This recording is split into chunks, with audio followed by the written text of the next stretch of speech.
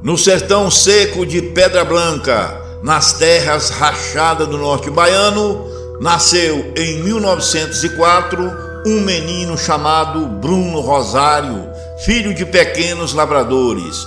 Cresceu entre as plantações magras de milho e feijão, com o suor no rosto e a esperança no coração. Seu pai, Inácio Rosário, era um homem direito, conhecido por todos como trabalhador e justo. Sua mãe, Dona Carminha, era o coração da família, sempre de mãos calejadas, mas cheias de afeto e muito amor. A paz que reinava no pequeno sítio da família Rosário foi destruída numa tarde cinzenta de junho de 1919. A volante do sargento Marcolino invadiu a propriedade, alegando que Inácio dava abrigo a cangaceiros. Na verdade, o senhor Inácio nem sequer conhecia qualquer homem do bando do senhor Pereira, o chefe do cangaço que operava naquela região. Mas o cabo Genésio da Luz diz que a justiça do sertão é a melhor justiça, pois age na hora. Amarraram Inácio a um poste de cerca e lhe deram uma surra com um chicote de couro cru de 3 pontas. O homem resistiu em silêncio até onde pôde. Morreu 3 dias depois numa cela imunda da cadeia de Monte Seco, sem remédio, sem socorro. Bruno, filho do senhor Inácio, aos 15 anos de idade, viu o corpo do pai sendo enterrado numa cova rasa e jurou naquele mesmo dia que a injustiça seria paga com sangue. Sem opções, com o coração em brasas, Bruno procurou o grupo do senhor Pereira, o mais temido dos cangaceiros da região. Foi aceito após mostrar coragem ao desafiar com um facão nas mãos 2 soldados perdidos na estrada. Bruno recebeu a alcunha de Tico Fumaça. Era ousado e tinha fogo nos olhos. Dentro de poucos meses, se tornou o braço direito do senhor Pereira. Mas o senhor Pereira, cansado de uma vida de fuga e morte, aceitou o chamado do velho padre Cícero Romão Batista, que lhe pediu que largasse as armas e buscasse outra vida, uma vida de paz em outro estado. Em 1921, senhor Pereira entregou o comando do bando a Virgulino Ferreira da Silva. No cangaço era conhecido por Lampião. Tico Fumaça continuou no bando, agora sob o comando do novo chefe do cangaço, o Lampião. Tico Fumaça já era conhecido como Espantalho do Norte, por ser ligeiro, aparência magra e por aterrorizar os seus inimigos. Lampião, agora líder, não era como os outros cangaceiros. Impôs uma regra férrea ao seu grupo. Pobre trabalhador do sertão não se toca. A vingança dele era contra os poderosos, os coronéis e soldados de farda suja. Em pouco tempo, seu bando, que começou com 12 homens, chegou a ter mais de 50 elementos no cangaço. Entre os novos membros estava um rapaz de poucas palavras e pontaria certeira, o Tico Fumaça. Foi a ele que Lampião confiou uma missão: roubar o coronel mais avarento das redondezas, um certo Alcides Barreto, fazendeiro de gado e engenho de cana-de-açúcar. Tico Fumaça era rápido no gatilho e frio como o aço das espingardas do seu bando. Não era homem de muitas palavras, mas cumpria qualquer missão que Lampião lhe desse com precisão cirúrgica. Para a missão contra o coronel Alcides Barreto, Lampião separou 6 homens de confiança. A ordem era clara: entrar, amedrontar, levar o dinheiro e não derramar uma gota de sangue, se possível, pois o coronel tinha mulher e filhos pequenos. O alvo era a fazenda Boa Esperança, um paraíso isolado no meio da Caatinga. cercado por bois gordos e cercas altas. O coronel Barreto era conhecido por tratar seus empregados com mão de ferro e nunca ajudar ninguém, nem nas piores secas. A fama de avarento era tanta que diziam que nem a própria esposa sabia onde ele escondia o dinheiro. Chegando à propriedade ao amanhecer, Tico Fumaça e seus cabras renderam os caseiros sem disparar um tiro, com os filhos do coronel já nos braços de seus homens. Tico entrou na casa grande, sentou-se diante do coronel e disse em voz firme: Coronel, Lampião precisa de 3 contos de réis e precisa pra já. A gente sabe que se depender do senhor, isso não sai nem com reza brava. Então vai ser assim: ou o senhor entrega o dinheiro, ou um dos seus filhos vai pro outro mundo. Agora! O coronel se levantou, ficou vermelho de raiva, mas não disse nada. Tentou negar o dinheiro, dizendo que precisava vender alguns bois primeiro. Foi aí que Tico mandou um de seus homens simular a morte de um dos seus filhos. Lá fora, a mulher do coronel viu o cangaceiro voltar com a faca suja de sangue e caiu em desespero. Gritou, se jogou no chão, implorou ao marido: Você é um desgraçado! Alcides está matando nossos filhos por causa de dinheiro! O dinheiro tá no buraco embaixo da cama dele! Vai lá, homem, vai lá, moço! Não mata meus filhos, não! Tico apenas observou enquanto seus cabras arrancaram o assoalho e encontraram a caixa de madeira cheia de joias e dinheiro. Ali havia mais de 7 contos de réis. O coronel empalideceu, derrotado por sua própria ganância. O que entregaria por 3 contos, perdeu por 7. Com o dinheiro e as joias em mãos, Tico mandou trazer as crianças, todas vivas, limpas e ilesas. O sangue na faca era de uma galinha do galinheiro. Um truque. A mulher abraçou os filhos chorando de alívio. Os cangaceiros riram alto, zombaram do coronel e partiram sem disparar uma bala. Enquanto se afastavam, Tico olhou para trás e gritou: Coronel, da próxima vez confie mais no amor do que no ouro. Até nunca mais. O feito correu como fogo pelas trilhas do sertão. Lampião, ao saber da missão bem sucedida, reuniu o bando e disse a Tico Fumaça: Tu fez um bom trabalho, caba. Tava precisando mesmo de 3 contos de réis pra comprar munição e tu chega com 7 contos. Tu me saiu melhor do que o esperado. Agora chegou a hora da tua vingança, caba. O destino colocou o inimigo na estrada, tá pertinho daqui, ó. Tá pronto pra acertar as contas com quem destruiu, matou seu pai no chicote? E Tico deu um sorriso tímido, respondeu apenas com a cabeça que sim. O inferno estava prestes a se abrir para o sargento Vitorino Rocha. O sol já queimava o chão de pedra e poeira quando o bando de Lampião seguiu pelas veredas do Riacho da Onça. Tinha acabado de dividir o espólio da missão na fazenda de Alcides Barreto e seguiram rumo a Monte Seco. Lampião já sabia que a volante do sargento Vitorino Rocha rondava a região. Era o mesmo homem que há anos atrás havia comandado a tortura e o fim covarde do pai de Chico Fumaça. O destino não quis esperar. No meio da trilha boiadeira, entre pedras e mandacarus, avistaram ao longe uma poeira fina no horizonte. A volante vinha na direção oposta, com 12 homens montados. Tico reconheceu o cavalo branco do sargento antes mesmo de ver o seu rosto. Suas mãos fecharam com força o cabo da espingarda. Segura, Tico, disse Lampião, levantando a mão. Essa conta é sua. Ninguém encosta no Rocha, ele tá marcado pro seu juízo. A volante parou ao perceber a desvantagem.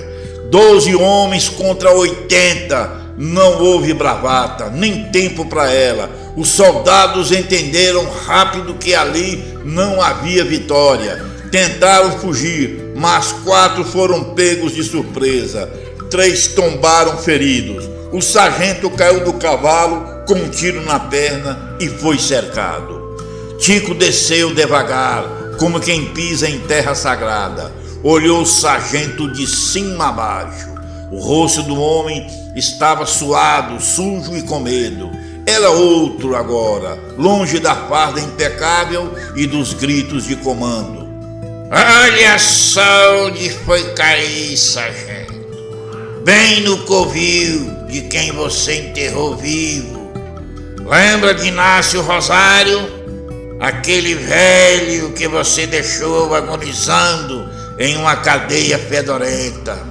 Pois bem, o filho dele está aqui agora olhando para tua cara. O sargento tentou falar, mas sua voz se perdeu em meio à dor e ao medo. Eu não vou te dar um tiro, não. Tiro é coisa rápida. Você vai sentir o que é secar por dentro, como meu pai secou. Amarraram o sargento bem firme, sem sombra, sem água, sem nada. O céu queimava por cima, a terra por baixo. Até os bichos da caatinga silenciavam como em respeito. O grupo de Lampião se abrigou sob um buzeiro próximo, jogando baralho, bebendo água dos cantis, rindo entre si. O sargento urrava, delirava, tremia. O sol parecia ter decidido se vingar junto contigo. Em poucas horas, o homem já não conseguia mais pronunciar uma frase coerente. Estava sendo cozido pelo próprio destino. No final da tarde, Tico se aproximou, olhou nos olhos do sargento, que já estavam opacos e cinzentos. Meu pai durou 3 dias. Tu não vai durar nem a metade disso. Sem pressa, Tico retornou ao grupo. A vingança tinha sido plantada na terra seca e ainda viria mais por aí. O castigo do sargento Vitorino Rocha foi só o começo. Morreu amarrado em um poste de cerca.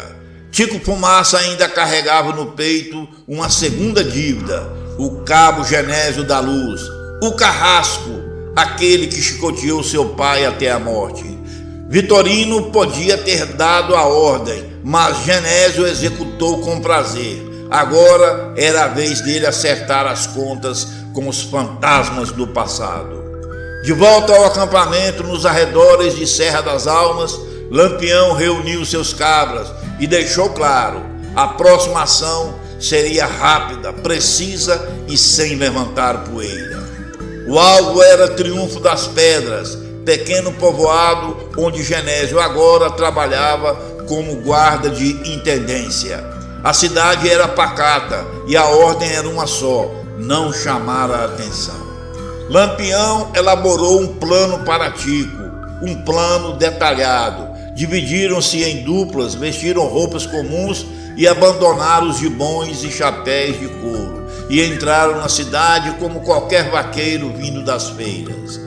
Ficaram hospedados em casas de simpatizantes discretos, gente que sofrera com a mão pesada dos coronéis e da lei injusta. Em poucos dias, Tico já sabia onde Genésio bebia, dormia e até onde guardava a chave do quartel. Mas Tico queria mais, queria que Genésio sentisse o medo, o constrangimento, a humilhação que seu pai sentira. Então, em um sábado à tarde, após algumas doses de vinho barato, Tico entrou na única venda do povoado e gritou de uma das mesas: Ô Genésio, filho de uma cadela cega, quando dormi com a tua mãe, vi que ela tinha uma carreira de peito e marca de ferradura nas costas. A risada estourou como rojão entre os poucos fregueses. Genésio, que bebia num canto, levantou como um touro e partiu para cima do bêbado. Tico fugiu pelas ruelas, cambaleando de propósito, fingindo estar bêbado. Atraiu Genésio para um beco sem saída. Lá, 5 cangaceiros já o esperavam. Genésio tomou uma coronhada de rifle na cabeça. Foi como um coice de mula. Caiu no chão com o golpe. Amarraram-lhe as mãos, os pés e enfiaram-lhe um pano na boca. Subiram-no em um jumento e saíram discretamente da cidade antes mesmo da alvorada. Na fazenda de apoio, a cerca de 2 léguas dali, o grupo de Tico preparou o cenário. Amarraram Genésio a um velho tronco, o mesmo tipo usado em castigos de escravo décadas atrás. Quando acordou, Genésio viu diante de si o mesmo homem que insultara horas antes, agora sóbrio, de olhar sombrio e firme. Lembra de Inácio Rosário? Pois é, o velho morreu porque tu espancou ele com chicote, igual um animal, disse Tico, mostrando o mesmo instrumento resgatado da cadeia velha. Genésio tentou implorar, mas o lenço amarrado na boca o impedia. Chorava, se sacudia, desesperado, mas Tico não tinha piedade guardada no coração. Começou a surra, lentamente, golpe por golpe. Quando cansou, passou o chicote a outro cabra. Teria que ser 3 chibatadas por cada chibatada que Genésio deu em seu pai. Mas o pior ainda estava por vir. Tico mandou cavar um buraco, bem ao lado de um formigueiro de lava-pés carnívoras. Tico olhou nos olhos de Genésio e disse: agora tu vai conhecer o que é o inferno no sertão. É como dizem, quem procura acha e tu achou. O sol ainda nem havia subido por completo, quando os cabras de Tico Fumaça terminaram de preparar o juízo final de Genésio da Luz. Amarrado de bruços, com os braços e pernas presos por corda de couro cru, o ex-soldado estava posicionado a poucos centímetros da boca do formigueiro mais temido do sertão. Um ninho de formiga onça, conhecida por devorar até ossos em poucas horas. Os homens ao redor estavam calados, até mesmo os mais duros sentiam o peso daquele momento. Genésio agora, sem o brilho da farda, nem o escudo da lei, era apenas um corpo trêmulo e desesperado. Os olhos esbugalhados, as lágrimas escorrendo misturadas com poeira e suor. Tentava emitir sons abafados, talvez promessas, talvez pedidos de clemência. Tico se aproximou devagar, como em um ritual, sentou-se em uma pedra diante do condenado e disse com calma: eu podia ter te dado um tiro, podia ter te enforcado ou deixar seus próprios colegas te acharem morto na estrada, mas nada disso faria justiça pelo que tu fez ao meu pai. Meu pai não era bandido, não era cangaceiro, era só um lavrador, e tu matou ele como se fosse bicho, sem um julgamento, sem um testemunho, só porque o sargento mandou. Hoje quem dá as ordens aqui sou eu. Os cabras se afastaram aos poucos, deixando Genésio à mercê das formigas. O calor do solo fazia os insetos já se agitarem, farejando o cheiro de carne suada e sangue seco. Uma ou outra subia pelas pernas do soldado, ainda hesitantes, explorando o terreno, mas logo viriam as centenas, depois milhares. Tico não assistiu ao fim, ouviu os primeiros gritos de horror. Para ele, a sentença já havia sido cumprida quando Genésio viu a morte trágica que teria. Tico pegou sua espingarda, montou em seu cavalo e partiu com o bando, seguindo rumo ao oeste, deixando a justiça do sertão agir por si só. Mais adiante pararam numa pequena fazenda, onde Lampião e o restante do grupo os aguardavam. Lá foram recebidos como heróis, não por terem matado, mas por terem feito o que o povo do sertão mais ansiava: dar resposta àqueles que abusavam do poder. Lampião ouviu o relato todo em silêncio. Depois se levantou, olhou nos olhos de Tico e disse: hoje o teu pai descansou em paz e o sertão também. Tico não respondeu, era muito calado, apenas acenou com a cabeça. A dor que carregava desde a adolescência agora era uma cicatriz. O ódio tinha cumprido seu ciclo e, embora a paz ainda fosse uma estrada longa, ele sabia que havia dado um passo para alcançá-la. Naquela noite o acampamento teve fogueira, comida e até risos. Pela primeira vez em muito tempo, Tico Fumaça dormiu sem o peso da vingança no peito. Mas o cangaço continuava e o sertão, sedento de justiça, sempre arranjava um novo motivo para alguém voltar à estrada. Com a vingança consumada, o nome de Tico Fumaça passou a ecoar pelas vilas e povoados, com a mesma força que o de Lampião, mas diferente de outros cangaceiros que buscavam ouro, vingança e fama eterna. Tico começou a mudar. Ele já não falava de mortes futuras, nem fazia planos sangrentos.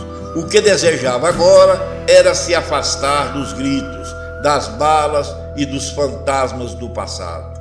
O bando de Lampião seguia ativo, porém mais organizado, com os cabras divididos em subgrupos. Cada um tinha suas missões: cobrar impostos dos coronéis corruptos, punir soldados violentos e proteger sertanejos humildes dos abusos das volantes e das injustiças. Era uma espécie de justiça paralela que o povo em silêncio apoiava. Tico, no entanto, pediu a Lampião que o deixasse partir. Disse que precisava buscar outra vida. Lampião entendeu, sabia que o coração de Tico já não batia com a mesma fúria. Vá, cabra! Tu fez mais do que muitos. O sertão vai lembrar de ti, não como assassino, mas como homem que fez o que o Estado nunca teve coragem de fazer. Tico deixou o grupo numa madrugada fria de agosto, com apenas um cavalo, uma espingarda velha e uma muda de roupa. Montou em silêncio, sem festa nem despedidas. Sumiu entre as sombras do mato, como quem volta ao ventre da terra. Dizem que andou por muito tempo, que atravessou os sertões da Bahia, de Pernambuco e do Piauí. Alguns afirmam que virou vaqueiro. Há quem jure que se casou com uma viúva rica em Canindé, mas ninguém sabe ao certo. O que se sabe é que o nome Tico Fumaça virou lenda. Deixe o seu like e se inscreva no canal. Clique na próxima história que aparece na sua tela. Um grande abraço. Por quê? Porque eu fui!